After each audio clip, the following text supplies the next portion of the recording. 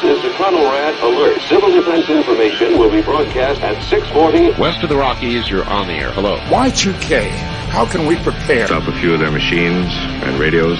Throw them into darkness for a few hours. We are fighting for our lives. My family must survive. For 5 years, 1,000 gallons of gas, air filtration, water filtration.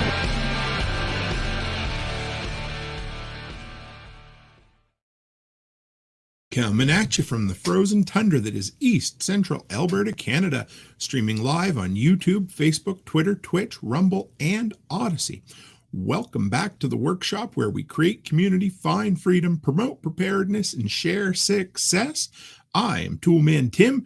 Today is November the 5th, 2023, and this is episode 394 of Workshop Radio. How in the world is everyone out there tonight? We've got a great guest waiting in the wings. We've got him eating M&Ms in the green room. It's going to be a lot of fun. He's a returning guest, a guy I would consider a friend at this point, and who is launching a new documentary, which we're going to hear all about it tonight. But before that, we got to get the housekeeping out of the way. We got 3 announcements for you. Number 1, we always got to remember our sponsors. This is Sunday night. Good friend of mine, Amy Dingman. Again, it seems like good friends who are fellow content creators have been the ones willing to take a chance on sponsoring the podcast. She runs A Farmer's Kind of Life. She's also an author, just an all-around incredible homesteading lady. And if you're like, Tim, I'm tired of listening to your voice for the last little while, I need to put something else in my ear holes. Well, she's the one to go with. So check her out. It's A Farmer's Kind of Life in all your podcast feeds, wherever you find them. Her latest episode was on the monetization of everything and how that's not always a good thing. It's a really good listen. It was short, like 16 minutes, and I come away with all kinds of great ideas. So show Amy the love. Number 2, we are changing the time of our lives. We have been, that sounds really funny. Our live streams have been 7 p.m. Mountain for the last 3 years. And since things in my life have changed and I have more flexibility, well, we are going to move them a little earlier. After polling the entire audience, it was overwhelming majority who wanted to go an hour earlier. So we're going to be starting at 6 Mountain time starting next week. So that's 6 Mountain, 7 Central, 8 Eastern, and 9 Atlantic for those weirdos on the Atlantic coast. That's where I was born. I'm allowed to say that. All right. And finally, guys, we are almost at 250 delinquents in the Telegram group. So if you want to come by and help us make that milestone, it would be great. But more than that, it's the place where everybody from this community hang out. It's where we share the good, the bad, and the ugly. It's where I shared a picture today of the driveway getting installed at our property in Tennessee. We're just there to share help. We're there to kick each other in the ass when we need it. And most importantly, to encourage one another to do great things. So with that, let's bring on, give me 1 second here. Hey, George, how are you, brother? Fabulous. How you doing tonight, Tim? Good. How are the M&Ms in the green room tonight? You know, it's the best snacks I've had all day. You spare no expense, and I loved it. Thank you. Excellent. Well, you know, you're in an elite group. I don't know. I never counted, but I would say maybe 12 to 18 people who have been on the show multiple times. So it's great to have you back. Great to be here. Thanks for having me back. I'm excited to get asked back to be invited back anywhere. But thank you for having me. It was no problem. Thanks for having me on yours. We had a wonderful time. So yes, we did. You know, we're growing like crazy, which is good. But if you want to kind of go back and give us the elevator pitch of who George Siegal is and where you came from, and I always love hearing it. George Siegal is a former TV weatherman, morning show host, sports anchor, game show host, turned production guy who then evolved into documentary films, and have a couple of them under my belt. One's called Licensed to Parent, which is about the parenting problems here in the good old U.S.A. And actually that applies to anywhere. You know, parenting is a tough job. And then my last documentary film, The Last House Standing, which should strike pretty close to home to anybody that's ever had a disaster and knows how vulnerable we are to disasters. I know you folks up there in the frozen tundra have your share of disasters. And down here in the frozen tundra of Florida, we have our share also. I have a podcast called Homeowners Be Aware. I've changed the name recently to that. And it's teaching people everything they need to know about owning a home. And if I just told you all the things that happened to me as a homeowner, and you could learn from those, you'd save a lot of money. So I try to bring that to people every week on the podcast. I hope people check it out. And then my next documentary film, I'm actually working on 2 films. The one I really want to talk up tonight is called Built to Last, Buyer Beware. And that film is about how we have no idea what we're buying when we buy homes. We have no idea the effort that goes into keeping building codes low. And we have no idea all the backroom wrangling that goes on that keeps us from having safer homes. And we end up paying for it. And so I want this film to really be a shout out to every homeowner.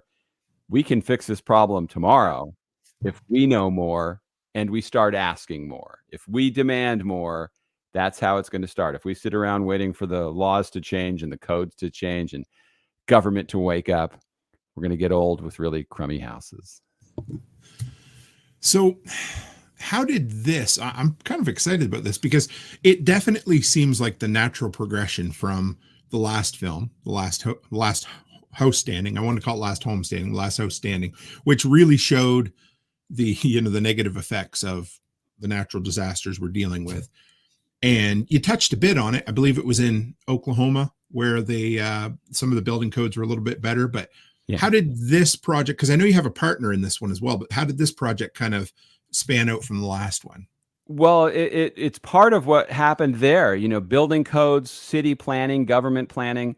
Anytime there's a disaster, it's like, okay, that's your x-ray to see how was everything behind the scenes to prepare for this. I have a podcast coming out this week with some folks that were in Lahaina in Maui when the fires hit.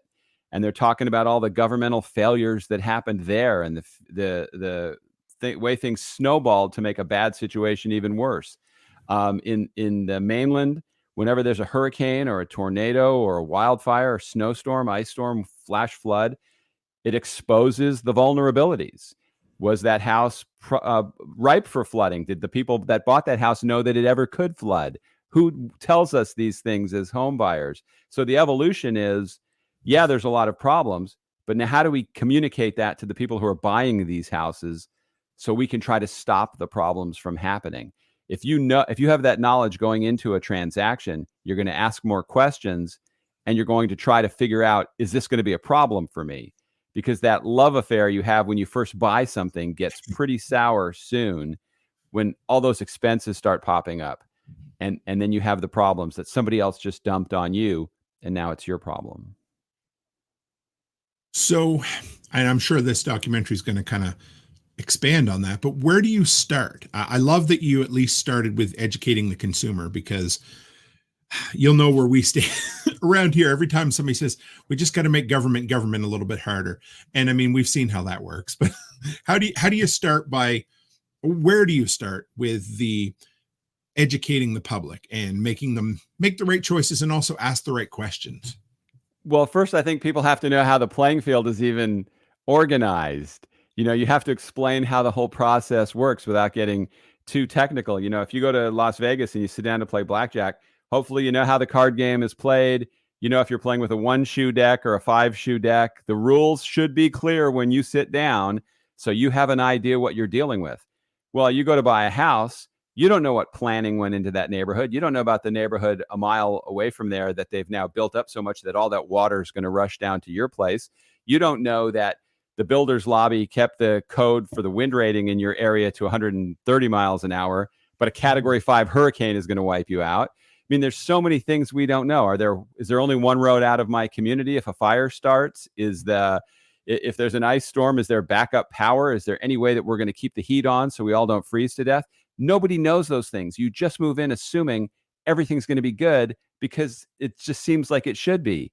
And so we're going to wake people up to that. Look, here's all the problems that you're not hearing about that exist. But what we're going to try to do with this film is then give you plans of action so you can actually do something about it. So if you have a house that's prone to flooding, what can you do to give your house the best chance of surviving a flood? If you have a house that's right by the water and there's going to be, and it's a wind situation, how is your house constructed to handle wind? How much does the realtor and the seller of that house you're buying have to disclose to you about the history of that house? Did the roof ever leak? Just everything you want to know. Is there a major construction project now happening in this neighborhood that nobody's telling you about that you're going to be surprised about when you move in? So we're going to evolve that into actually showing you what you can do about these things, so you come away from this film more informed and better able to make decisions for you and your family that will give you a happy home buying experience instead of a nightmare. Something I was just thinking about as we were talking here, I'm going to throw this out, but I think in the States they're called like a Carfax report or something, where you can, is there such a beast for homes? Does that even exist? Or is there anybody trying to build something like that? Yeah, I've heard of people talking about it, and I've talked about it with some folks before. I think it's a great idea. It doesn't exist right now. What exists is that form that you're supposed to get from the seller or a builder. Not the builder so much. When you're the first buyer of the house, it's a kind of a different transaction. But when you're buying a house from somebody else, that they fill out the history of that house on a form and tell you about it. But that's not a consistent rule. Here in Florida, there's a form for them to fill out to tell you if there's ever been flooding in that house, but they don't have to show it to you. So if I'm going to buy a house from you, your house could have been under 10 feet of water 6 months ago. You fixed it up. Unless I specifically ask you for that form, you don't have to tell me. So now I'm buying a house that flooded. And some people go, well, he fixed it, so what's the problem? Well, here's where the problem is. If you know it flooded, an insurance company probably knows it flooded. They're not going to give me insurance on that house because that house is flooded. Or there could be mold that I don't know about. There could be all these different things now that opens that can of worms. And I think all the cards should be on the table. And they're not. If you go to Zillow or Realtor.com or any of those places, they're not rewarded for telling you all that stuff. I think there should be a Zillow rating based on a home's safety. This home is a 5-star safety rated home. This home is a 2-star rated. And all the things you put into it, like a metal roof and hurricane brackets and vents that embers can't get in, all those different things, you should get credit for it. And those are the houses that people should gravitate towards. And the people that don't care to do any of that stuff, their house should be lower rated. I mean, we do it with cars. We do it with schools get ratings. Everything gets ratings. Homes are much more expensive. It's probably the biggest investment most of us will ever make. And there's no rating system for it. We just assume it's okay. Wonder how hard that would be to start as a third party, or, like an open source kind of program, similar to, like a restaurant rating. You know how you can go in and if you have a bad service, a good service. Now, I know, of course, it's all going to be voluntary, but I actually kind of love that idea. I wonder if there's room for someone to monetize something like that, even to start a business that would do that. I think there is, but you'd have to have pretty deep pockets to come in and compete against those existing companies like Zillow and Realtor.com. And I don't know why they're not doing it. Maybe the builders lobby gets to them too. I don't know why they wouldn't be doing it, because that should be the most important thing. I mean, you want those. If I go to find a doctor, I can find their Google reviews. You can't find Google reviews on a house. Now you can find them on builders, but I don't know how easy they are to get taken down from Google when somebody leaves a review. And a lot of times, if you have a problem with a builder, part of the cure is called a non-disclosure, where you can't trash them for what they did because they're just paying you to keep your mouth shut. So we don't even hear about the worst scenarios because those people can't talk. We hear about the so-so ones. We hear about, of course, you're going to hear about the good ones, but you don't hear the really bad ones. You have to search those out. I like when you mentioned about how, no matter what, if something's been damaged or it's gone through a flood or a fire, whatever it is, and it's put back to like new condition, that can mean a lot of different things. Because since you've been on here last, I renovated a mobile home that we're now renting out. And it turned out that the front porch, I'm going to guess something caught fire on the barbecue, because the floor looked good, but it wasn't sturdy. And I pulled the layer up. There was 3 layers of chipboard. And on the bottom layer, there was a big hole burnt through the floor and down through the floor joists. So, right there should be. So if somebody in, say, Florida asks for that disclosure form, are you then required to give it, or can you deny that at that point? No, I think because the form exists, they have to give it to you. And realtors, they all have to sign off on that. Once it's on the table and it's above board and everybody knows about it, you have to stand behind it, and then you could sue the person for doing it, for selling you something that they misrepresented. And so even if the form doesn't exist where you live, ask the question, get it in writing as part of the contract. Hey, Mr. Seller, I'm asking you, has this house ever flooded before? And I'd even go a step further. I would ask any builder or seller, can you list the features that this house was built with that make it safe? What are the features specifically that make this house better than the house down the street? What did you do? And you make them put it in writing, because that's the only protection that you have. And the market's cooled off enough now that I think people were afraid to do it before, because you'd get 10 offers for a house. So the picky guy or gal that asks a million questions, you're just not going to choose them unless they're paying a lot more. You're going to go, that's a pain in the ass. Let's go to the person who's going to buy it sight unseen and not even do an inspection. And that's your dream buyer. Well, I want buyers to be smarter. We can't make sellers more honest, but we can hold their feet to the fire by asking them a boatload of questions and getting the answers and insisting on the answers. And my life story, with every house I've ever bought, I feel like I've been fleeced. And I like to think I'm smarter. If I ever bought another house, the person's going to think I'm their biggest nightmare. I mean, the people I've bought from might think that already, because I did ask a lot of questions. But I'm very demanding. I want to know that I'm getting what I think I'm getting. And I think that's what has to happen. Buyers have to get smarter and demand more. And if you lose that house, maybe they did you a favor. Absolutely. I had a relative a few years ago that bought an antique vehicle sight unseen. And I told him, I said, spend an extra $300, have a mechanic look it over before they ship it across the country to you. Oh no, it'll be fine.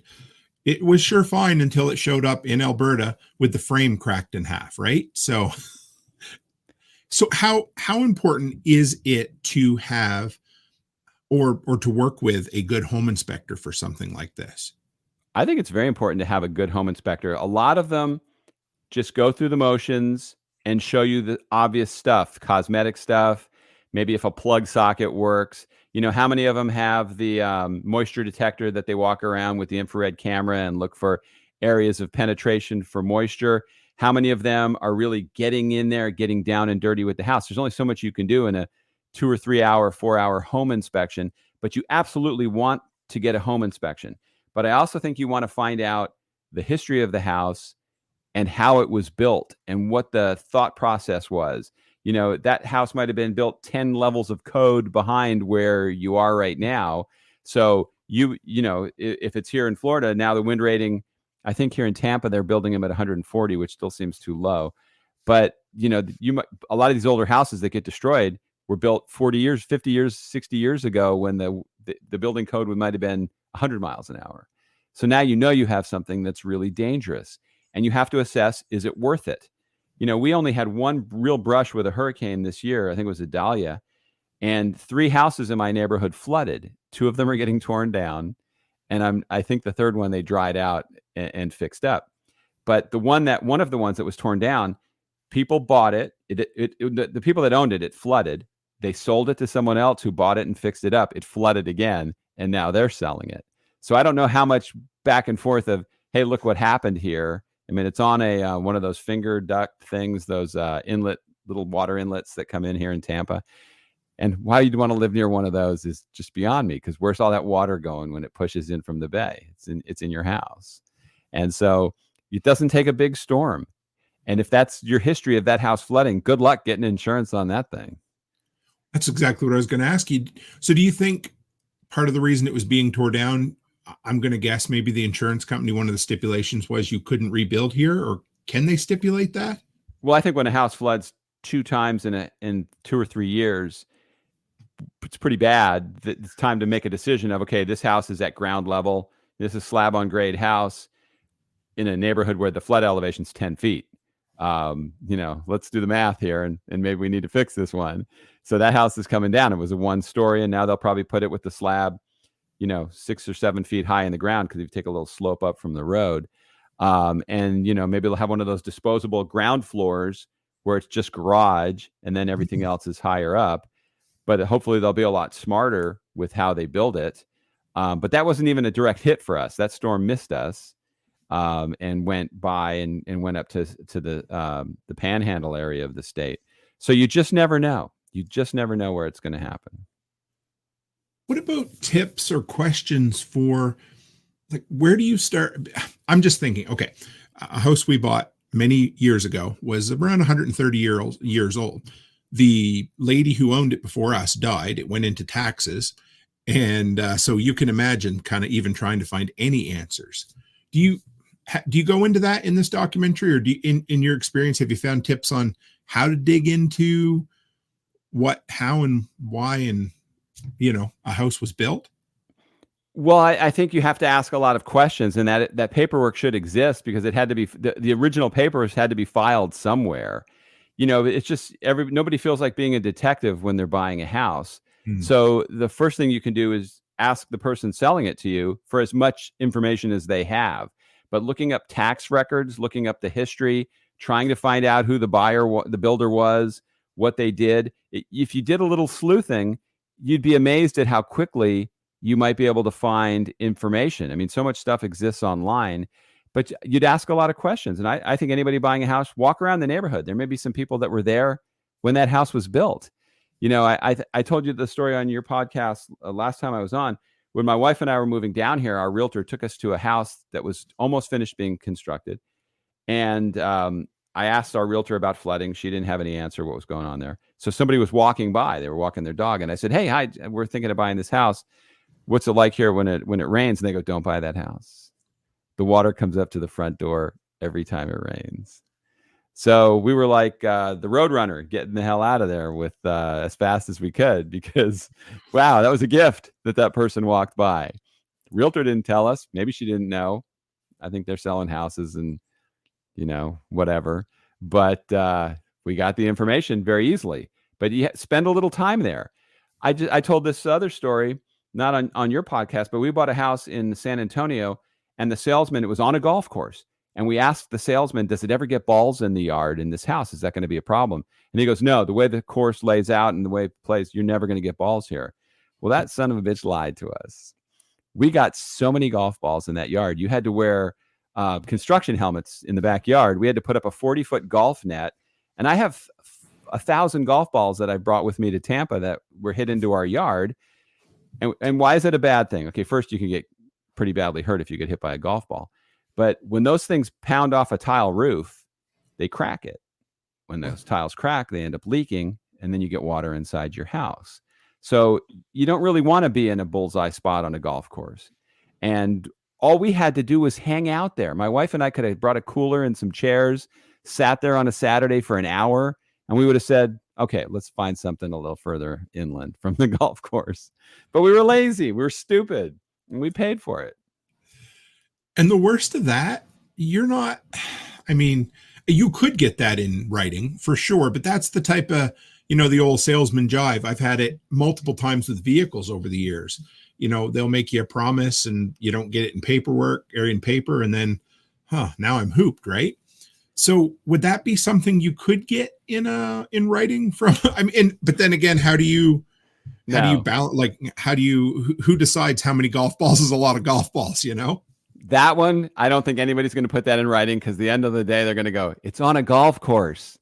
You know, it's like, hello, wake up, people. You could have figured that out yourself. You know, it's not the same as saying, you know, if it was 5 blocks inland and you started getting golf balls in your yard, you know, and what we used to do, we would pick up a lot of the balls and go over to the salesman's model home, which was nowhere near the golf course, and we'd throw them in the front and backyard. So when he'd bring people by there, he'd have to explain why there were golf balls there.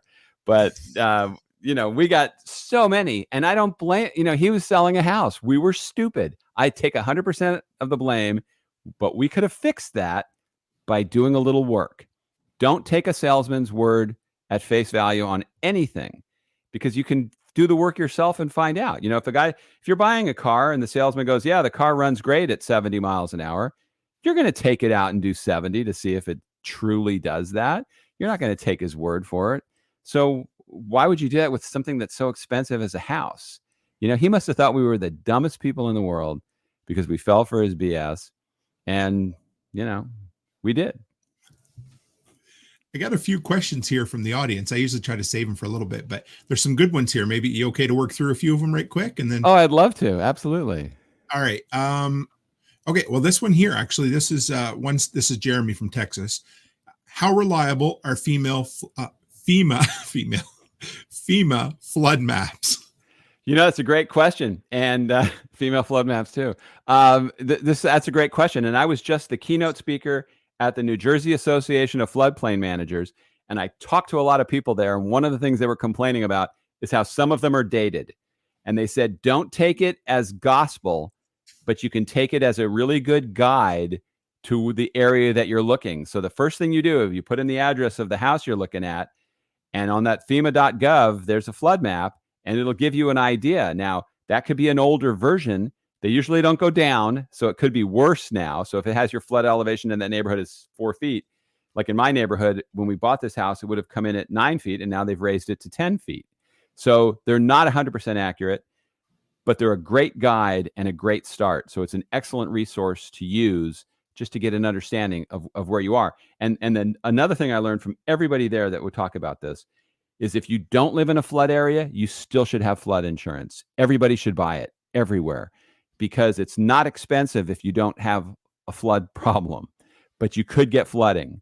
Could be that storm drain that backs up. It could be that cloudburst that happens right over your neighborhood. And because this is another guy I talked to at this conference, he's from this small town where there was a microburst in one area that wasn't forecast, but the whole area flooded because they had taken up all the green space in town and all the parks. They now were paved. So now there was so much concrete in the community, there was nowhere for that water to go. So when it rained that heavily, the water ended up in people's houses. So if flood insurance isn't expensive if you're not in a flood zone. Again, since you've been here, I have a few things have happened for us.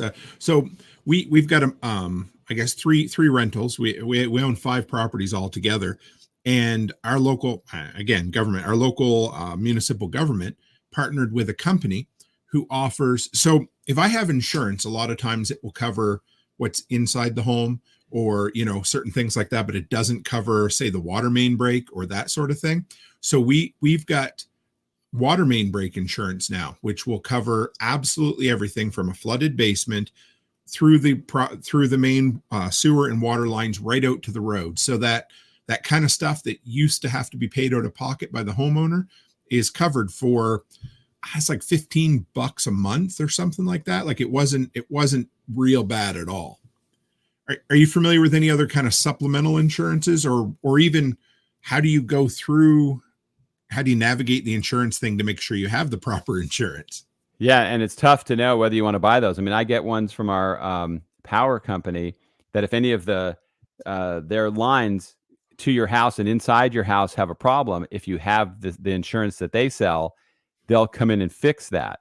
Now, I have never bought into that one yet, but you have to ask your insurance agent. You truly have to understand what your coverage is because almost no insurance policy is going to cover flooding that comes from an outside source. And so you need to know, ask your agent, what are my exclusions? It might be if it's a named storm, they're not going to cover it unless it's a Category 5. I know when Hurricane Michael hit the Panhandle in 2018, people were hoping it would be designated a Category 5 because you get a different coverage kicked in for some of them.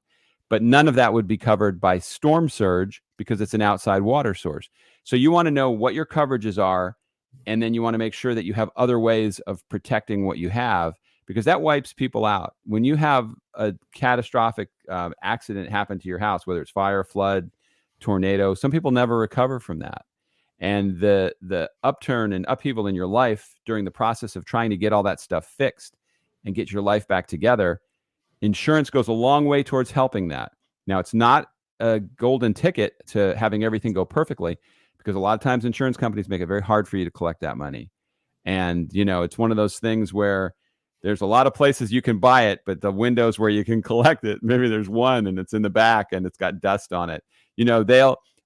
Some guys were telling me at this conference that some insurance companies, their position is just deny every time somebody files a claim. And eventually they wear you out or you run out of money and you have to move and you end up never getting your claim paid.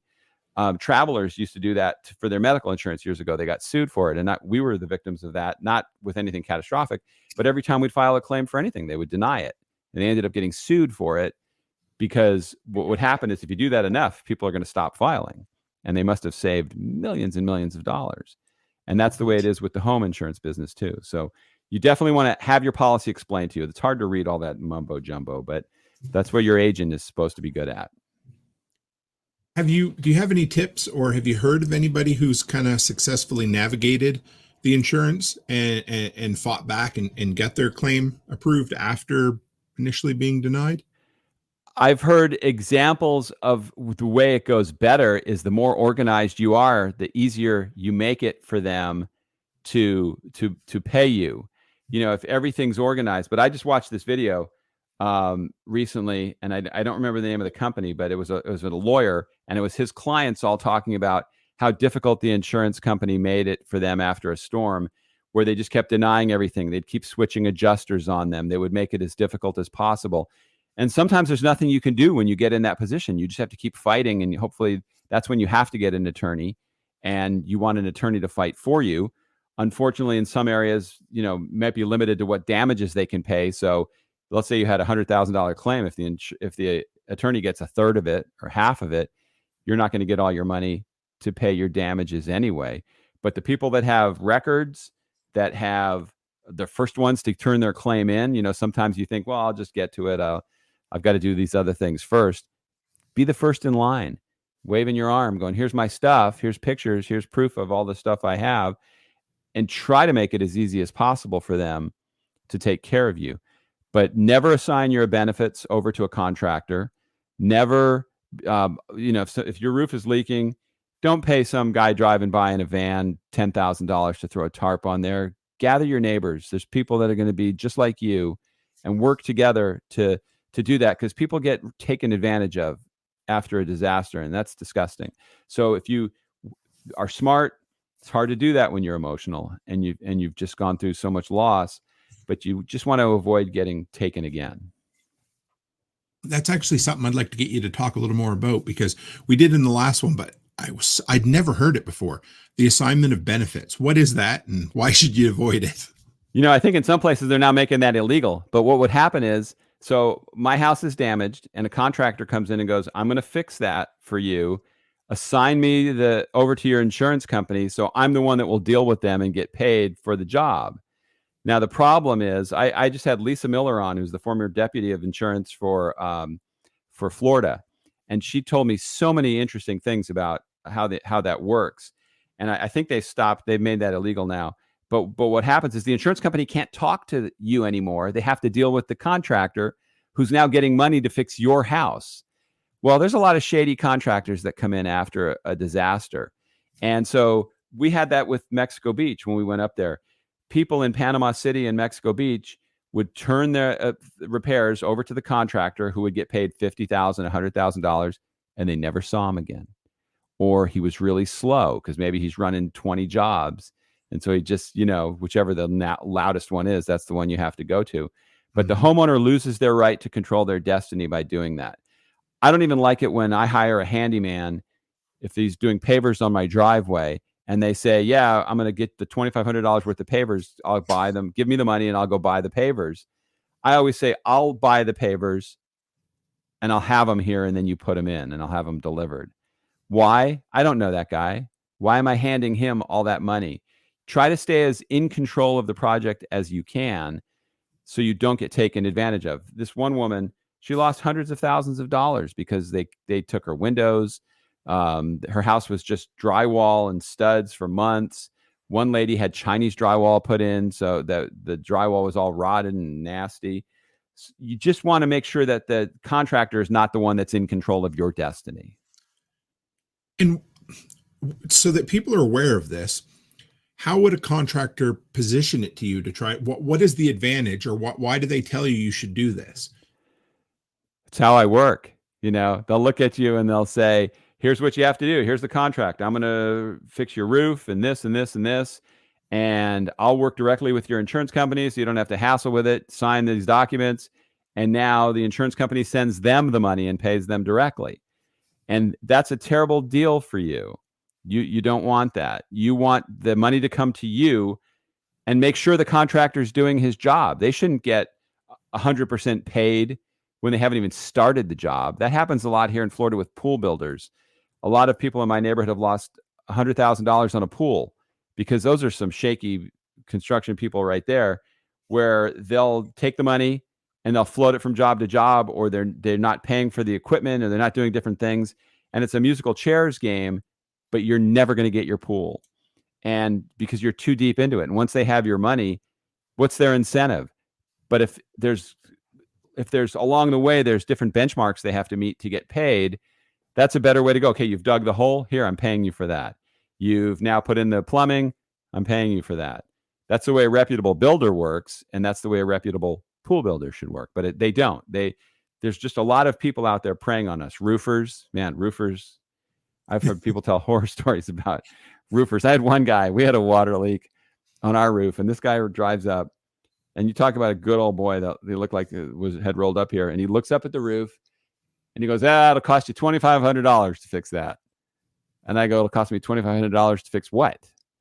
Now that leak he didn't even know what he's talking about. He just looked up there. He didn't even go up on the roof, and he wanted me to agree to give him $2,500 to fix a problem that didn't even exist, because when it was fixed, that's not where the problem was.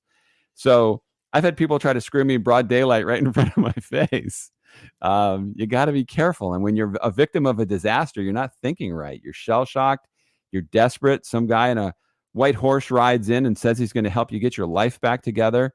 And you want to believe that. And that's when you have to be the most cautious, because that's when people are trying to take advantage of you. Is there, obviously the other option is to say no, thank you. What other option do you have at that point? Do you just keep looking for other contractors till you find one that says they'll do it, or where do you go from there? See, that's tough, because there's a shortage in workforce of good people on a sunny day. Mm-hmm. Now you have a storm, and what happens is people come in from out of town, because that's now the scene where they can come in and get business. So you live in Florida, you may get a contractor from Iowa that drives down here to do the work, and you may get a superstar. It's like going to one of those haircutting places that's a college. You may get the next Vidal Sassoon, or you may get somebody selling shoes the next week. So you just don't know what you're going to get. And that's the way it is with construction. And because you're desperate and it's your house and you want to get it back together as quickly as possible, but sometimes there's a reason those people were available. If you ever had a home warranty, and the people that the home warranty company uses to come out to fix your stuff usually isn't the crackerjack mechanic or repair guy in the neighborhood, because those guys are busy. Those guys are working jobs. So this other guy or gal or whoever it is, they're available. They're willing to do their work for half the price of the other people to get in and get regular work with this company. And we've had some crappy work done by those people. So they're not all bad, but there's a reason they're available. I think it was Doc Rivers said this when this guy in basketball, he kept shooting, and he'd go, there's a reason that guy's open all the time. They know he's not going to make it. So you got to be careful. You really do. You can't approach it. I know people listening or watching are probably going, God, this guy's so cynical. He just doesn't trust anybody. I've learned I don't trust many people, because I've been taken advantage of, and I don't feel like a victim. I feel like I've learned a lot. There's people that have it a lot worse than I've ever had it, that are dealing with major stuff. I just don't want it to happen to me, and I want it to stop happening to other people. But you got to have your eyes open and almost be a little cynical. I don't even know if I would call it cynical. I would just call it a realist, really, because when it comes down to it, you've experienced it. It is something, it's not like it's on, everybody in here, we've got, let me just throw a few of these up. So Chris Dixon says, think of the hail chasers that show up in your town to do hail claims on vehicles after a storm. Some of the shadiest dudes on the planet. Jeremy says, that and the shady roofers who come by after every large storm. And all I could think about were two different ones we dealt with for years. First was the lifetime metal roofers. They would show up and they'd say, hey, we're going to give you, they would charge you 3 times as much. And they would say, we're going to give you a lifetime guarantee on this metal roof. Well, the next year, the company was out of business. Or my favorite one was the fly-by-night driveway pavers. They would come in and they would offer you like a third the price of anybody else. They would pave it in a quarter of the time, but when they were done, you only had about an eighth of the pavement you were supposed to have. So, I mean, we all hear it. There's stories everywhere. And yeah, I just think it's a realist, George, to be honest. And the next generation of stuff that I think of people that are here to rip you off are the ones selling solar panels for your roof. Oh, yes. Because when I'm done with those guys, one guy knocked on my door because he goes, you had an appointment, and I drove all the way out here to be with you, to meet with you, to talk about this. I go, did you really drive here just to talk to me? Because I told you I wasn't really interested. You came here anyway, didn't you? And so we put it on a level of, yeah, okay, I was out here anyway. And then I started asking him questions. Okay, you say that in 30 years, this will pay for itself.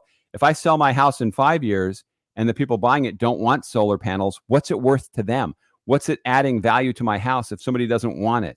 What happens to the next 25 years that I owe for this? What happens in 5 years when the technology changes and your stuff is dated, but I'm paying for this for 30 years? They don't answer any of that stuff. They just want to slap some panels on your roof.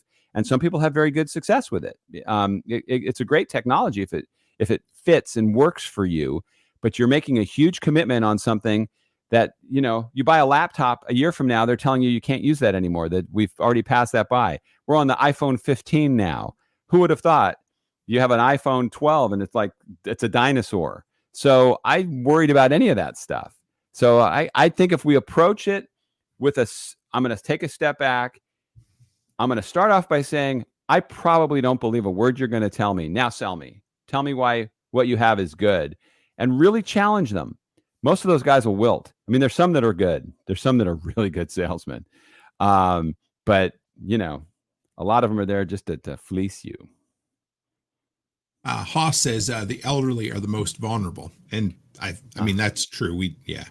Any particular stories you've run into with seniors getting really fleeced or? Yeah, the ones I hear about them are just the bank scams, the emails where they tell you that, if they're selling something and we'll send somebody over, our advisor, with a check, and just all kinds of ways to prey on people. Click this link because your identity's been stolen.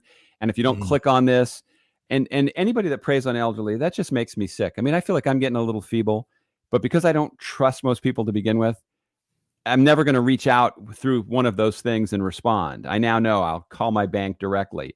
I get these things from Facebook all the time saying your page has violated certain standards. You need to click here to address this. And so one day on a slow day, I just reached out directly to Facebook and they said, that's a total scam. We would never send you an email like that. And most places won't reach out to you like that. So the elderly get it all the time because you get panicked. You want to make sure you don't have a problem. You think somebody's trying to do something nice for you. And so if you know elderly people, check in on them and make sure that they're okay and that people aren't doing that to them, because it's just wrong. Ed wants to know how to find a reputable home inspector and what is the typical cost for an inspection. I'm sure that kind of goes up and down depending on area, but yeah, it goes up area. It goes up and down depending on the square footage of the house, how much time they need to be there, the depth of what you want them to do. I know they'll add on for the air quality inspection. If you want a mold inspection, do you want a termite inspection? Sometimes it's better if you're going to use an inspector that says they do all of that, ask them to show you the certifications they have for it and find out what they do. Are they just walking around looking for dust, or are they drilling holes looking for termites? To what level are they doing it? The thing you want to think about, if you're at the point where you need that $300 or $400 or maybe even more, $750, whatever you're spending, is a heck of a lot less than what it's going to cost you to find those problems later.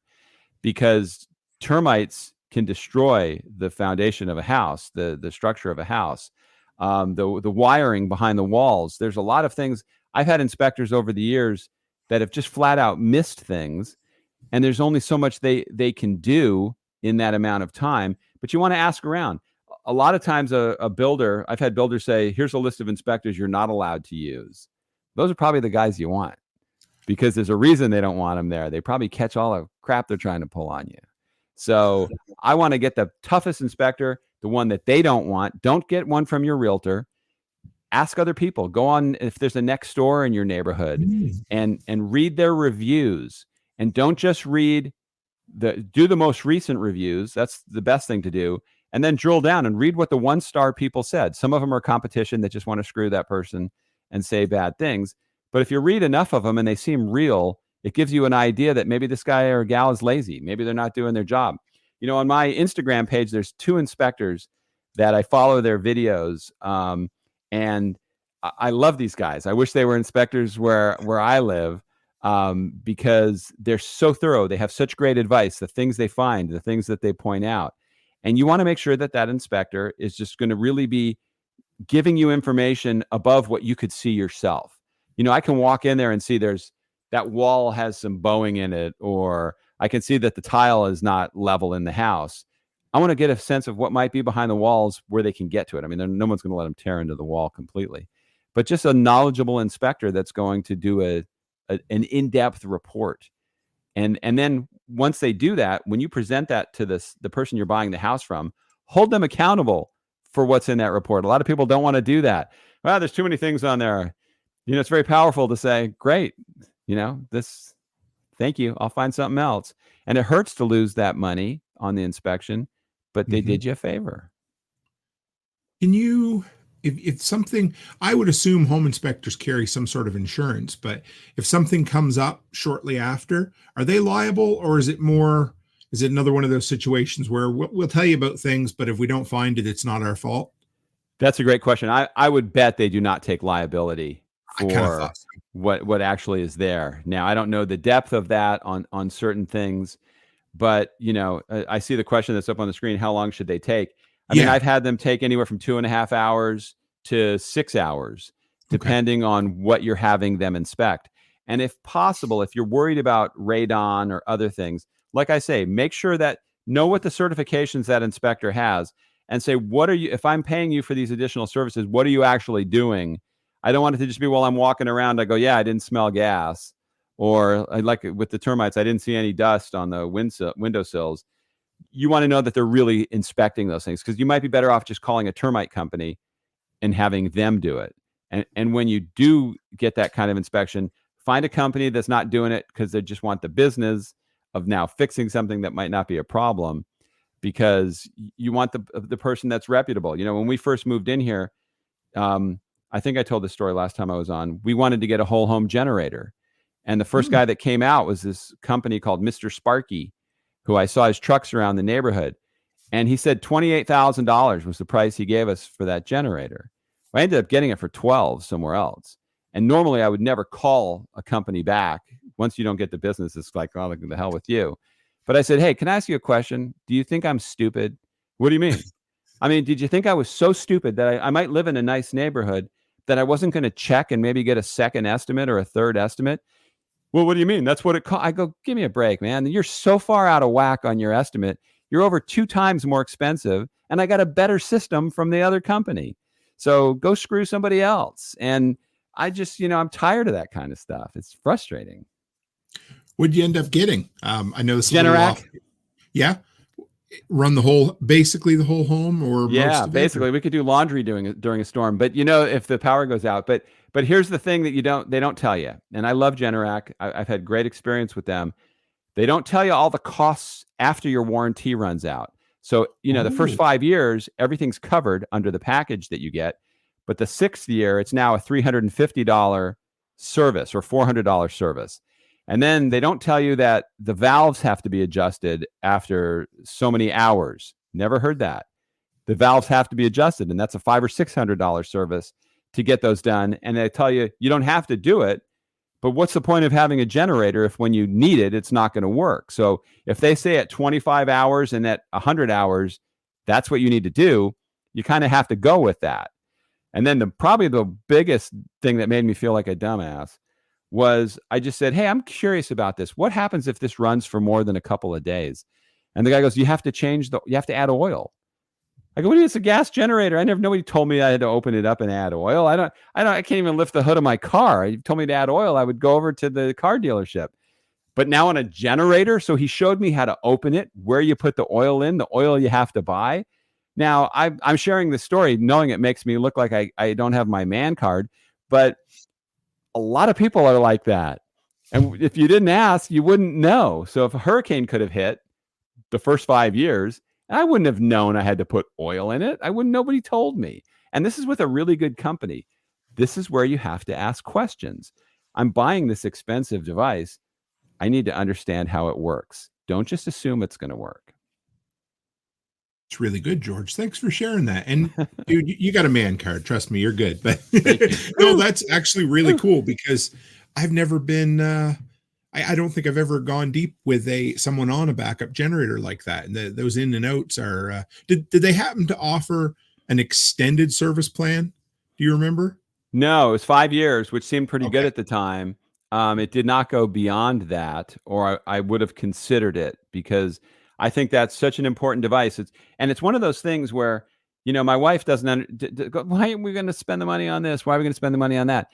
You want that for the one time you need it. You're not buying it for every day. That's not like having a storm shelter out back where you can turn it into a card room on all the times you're not having a tornado. This is the kind of thing that it's sitting out there. It cycles every week to test itself. But when the power goes out, you want that thing to work. That's the only reason you have it. Good. I think you just give me an idea for another video for the YouTube channel. So that's great. Thank you. Cool. I'll be your test dummy. Hey, this is the guy that didn't even know you put oil in him. Yeah. So I want to talk about your project a bit too, because I'm actually kind of intrigued. I love the filmmaking process for the little bit that I know, and I've been a film geek my whole life. But how did this project come about? Where did you, because you have a partner on this one as well, do you?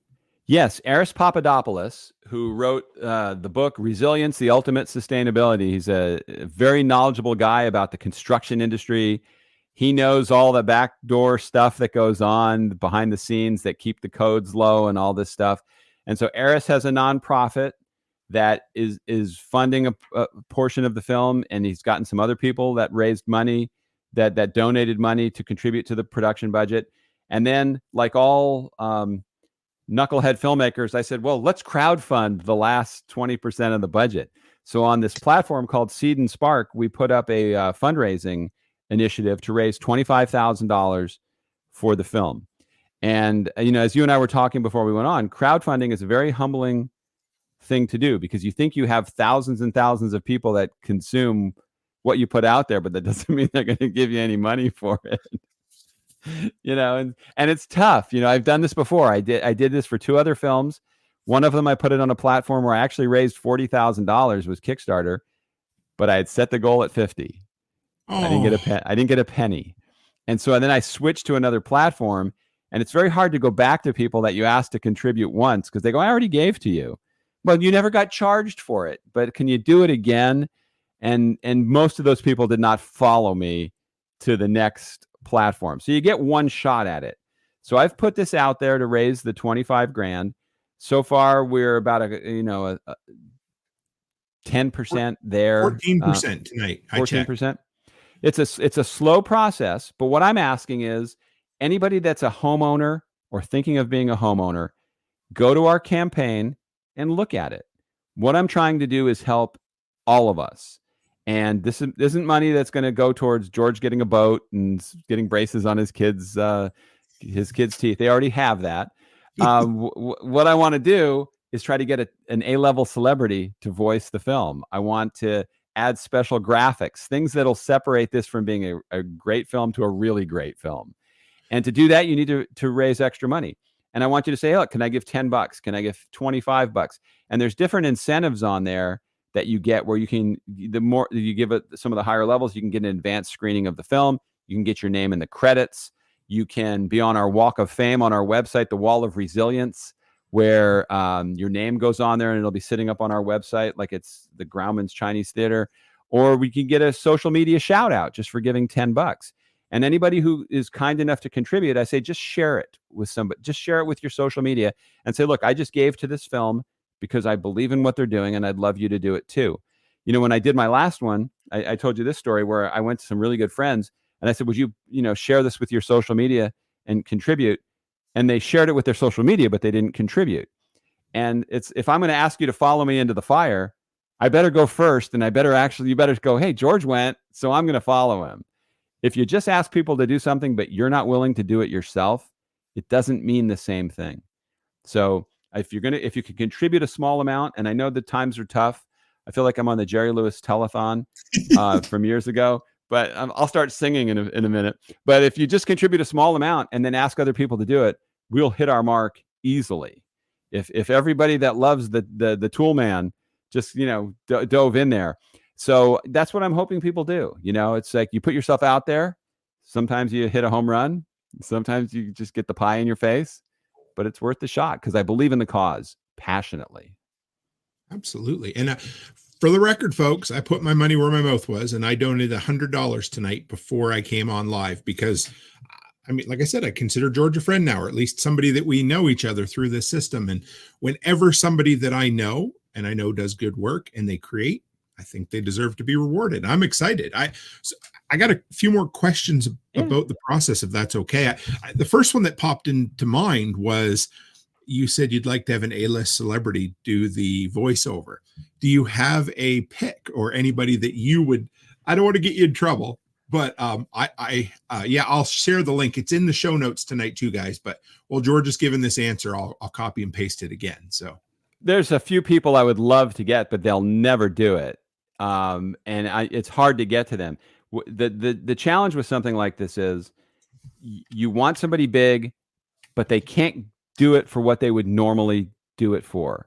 So if you were to try to get somebody like a Matt Damon or a Matthew McConaughey or somebody that is just George Clooney, they might get $50,000, $100,000. I don't know what those guys make. I tried to get Dr. Laura just to do an opening for my Licensed to Parent movie. She wanted $25,000 for 8 seconds.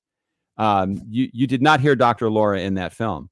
So you need somebody who believes in the cause. I told you about another film I'm making where we have a business plan. We're trying to raise money that way where people can make money. This is more of a cause film where we're not making money off of what happens with the film once we're done with it. We're just going to try to get it out there. And if we have a big celebrity, we'll get it out to more people. That you're not going to get it on Netflix or Amazon Prime or one of those places. If I'm voicing it, even though I think I have a decent voice, I have no name value at all for those people. Those guys are all huge. Or a woman, somebody who's well known.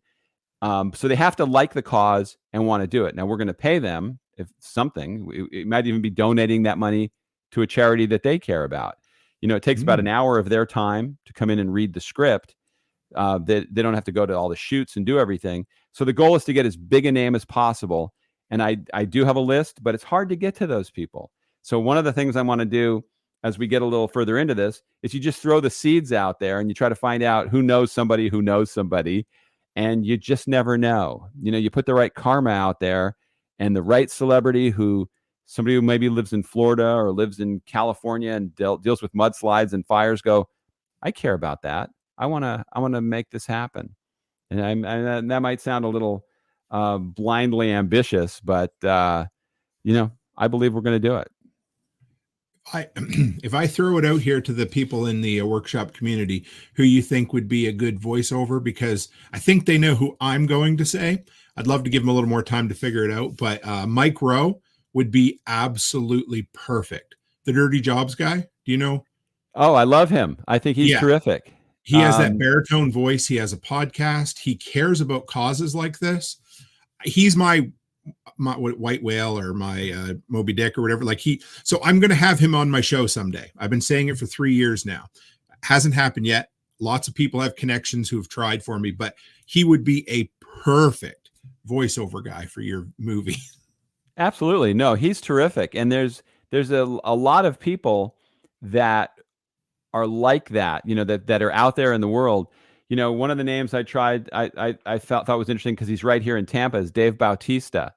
I tried through somebody, and Dave's really busy right now, and I get it. All these people are busy, but you really want to get it to the point where I can actually speak to this person to tell them what's expected. If I send you out to sell him, you're not going to do it the same way as me saying, hey, Dave, we just need you for an hour because you've got such a big name and can bring so much value to this film. And here's what we can give you for it. It's different than having somebody think they're going to have to spend a month with us traveling around and doing stuff. You try to make it as easy a commitment as possible. And I think we'll pull it off. Mike Rowe is great. If somebody out there knows him, but you haven't gotten him yet. So I don't know that but maybe you will. I'm a firm believer in a rising tide floats all boats, and throwing out that kind of karma always comes back. But the fact that, hey, if you got him, well, then you would have a connection and you'd have one step closer to getting me an interview with him as well, right? So it works for everybody. And I absolutely would do that. You know, I'd have him just listen to one episode and he goes, hey, I like what this guy's doing. I like this Toolman Tim. I'm in. I always share. I mean, maybe I'm an oversharer, but if I have something good, I want other people to benefit from it as well. I'm not one of those people that goes, well, I'm not going to let anybody near this person because they're mine. It would be, no, let me introduce you to some other people who also love you and want to use your services. And that's the whole point. I mean, that's what you got to spread the wealth on that. Well, if you can't find anybody, I would definitely donate my time to do it for you. So. And I'm sure Netflix would just jump all over us for that. They'd be, you got the Tool like, Man, we're in. We're in. It's the wrong Tool Man, but it's okay. He's they retired. Don't have to know that. No, that's true. That we could pretend. I might get you in trouble, you know. So where do you go from here? What are your next kind of steps?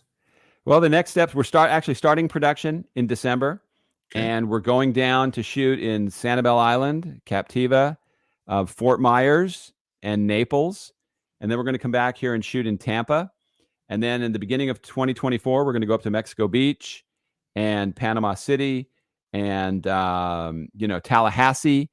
And we'll see where we have to go from there. We're going to shoot this film in Florida because Florida is such a bullseye of disasters and potential disasters. It really could speak for anywhere in the country. But it's not going to be just a Florida film. It's about the process. So that process applies wherever you are. If I'm telling you to be skeptical and ask a million questions, it's not just telling you because you're a Floridian. It's telling the person who lives in Michigan. It's telling the person who lives up in the frozen tundra. We all have houses. We all have the same problems. And the principles of what we're going to talk about in this film apply to everybody. We all need to be better. And that's, I couldn't say that a million times, and it wouldn't be old. It would be something that we still have to say. It's like when you talk to your kids and you tell them not to do something. If you think you're going to tell them just once and that's going to make any difference at all, good luck to you. If you had one wish coming out of this, or what's the result you're hoping for that you could get out of putting this film? Because it's a passion project. George Siegal, or Seagal, as some like to call you, is not going to get rich off of this documentary. I'm guessing. Not. No, so he's not. What's your wish for this? What do you want to see the end result be? Man, people making better decisions with the homes they buy. I'd like to see a hurricane blow through someplace, and when the Weather Channel's out there doing interviews, they're just educated homeowners that made good decisions. You know, it's like somebody, there's this woman, Karen Vaughn, who I had on my podcast last year. I love this woman. I think she's over in Australia, and she's got such a great attitude, and she's such a positive force of energy. And she goes, I don't worry about numbers for my podcast. If I can get to one person and change one person. Now, being a former TV guy and where I lived and died by ratings, Karen and I went back and forth on this. I said, I'm way more competitive than that. If it's one person, I'm going to feel like a failure. But the reality is, what if I did save one life? What branches out from that? That person who you save it's like in A Wonderful Life when you see Harry Bailey. If what would happen to George if George, if he didn't exist, and it showed all the lives that George Bailey touched, and his brother was one of them, who then went on to save people's lives as a soldier in the military, and all the things he did in that town. You just never know what one good move can do and how it can benefit other people, and that's what kind of keeps me going. So tell us one more time, George, how can people support your project, and also how can they find you? Because we can't forget that. I'm up on every post office. No, they can find me on movetheworldfilms.org is my website, movetheworldfilms.org. And on there's a connection to the link to our fundraiser. There's also my previous documentary films, link to see my podcast. It's all on my film website. The Seed and Spark fundraiser you have up here. And I'd like people to just go check out the campaign. And if you like it, make a small contribution, share it with other people, and have it as a goal, because your name will be tied to this film. So now when I accomplish something that I think I'm going to accomplish, and that's making a difference, you're going to be part of that. Because even if you just give $10, you're part of it. Because now I have you as someone on my team, And maybe you have 10 other people that can be part of that. And that's the power of getting a lot of people involved. We're not going to change anything with just me screaming at the top of a hill. People are going to have to actually listen and do that. As I was in a podcast recently, we were talking about this disclosure thing for flooding. I said, we can fix this problem right now. Let's all work on it together. Has this house ever flooded before? Ask that question. If we all started doing that tomorrow, nobody's passing a dead flood house on us because we're all going to ask the question. And that's what I want to do, is get people to ask the questions. Thank you, George. You are welcome back anytime. I always enjoy our conversations, and the work you're doing, brother, is just incredible. So thank you very much. Well, thank you so much for having me. I tell your Waffle House story everywhere, the Waffle House Index. People look at me like, oh, what about the Waffle House? And that was from you, man. That was great. And I appreciate all you do. I actually reached out to them again recently and got turned down again for an interview, but I will try. I will get somebody. I know, right? Anyway, but I would love to have them on the show. I think they would be great. And you know what? Just for the amount of waffles you've eaten there, they should come on your show. 100%. Just for that reason.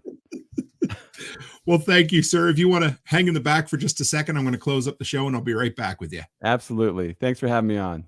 Thanks, George. Guys, it's always fun when you have a friend of the show on, and George is a friend of the workshop. I hope you guys take a minute to support him. I threw the link in the description. I threw it in the chat this evening, and it will be, if you're listening on the audio only version of this, it'll be out there as well. Just take a minute, fill it out. It took me a minute to figure out the form. It tries to, I'm just going to be transparent. It tries to auto throw a tip on there as well, which I couldn't figure out. It's nothing George does. It's something the website does. You just click no tip and you have to hit it twice, just like you're at Subway and you're like, all you did was make me a sub.